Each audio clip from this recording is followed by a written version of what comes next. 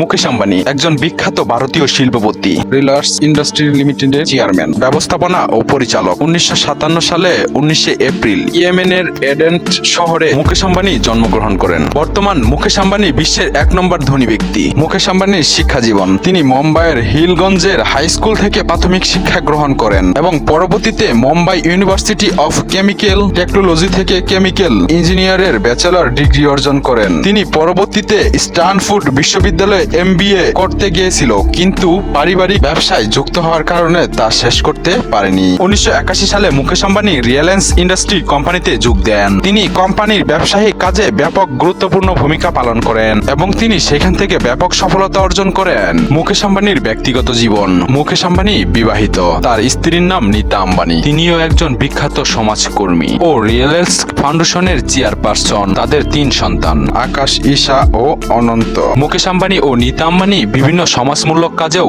যুক্ত রয়েছেন। শিক্ষা, স্বাস্থ্য ও সামাজিক উন্নয়নে তাদের প্রচেষ্টা উল্লেখযোগ্য। মুকেশ আম্বানির সম্পদ ও পুরস্কার। মুকেশ আম্বানি বিশ্বের শীর্ষ ধনী ব্যক্তিদের মধ্যে একজন। তাহলে আপনি বুঝতে পেরেছেন তার সম্পদের পরিমাণ। মুকেশ আম্বানি আন্তর্জাতিক সংস্থা ও বিভিন্ন ম্যাগাজিনে পুরস্কার পেয়েছেন। মুকেশ আম্বানি একজন প্রভাবশালী ও সফল ব্যবসায়ী। তার নেতৃত্বের কোনো তুলনা হয় না। বন্ধুরা, বিশ্বের এমন বিখ্যাত ব্যক্তিদের জীবন কাহিনী শুনতে আমার চ্যানেলটি সাবস্ক্রাইব করে রাখেন। আপনারা যদি কোনো বিখ্যাত ব্যক্তির জীবন কাহিনী শুনতে চান তাহলে অবশ্যই কমেন্ট বক্সে জানিয়ে যাবেন।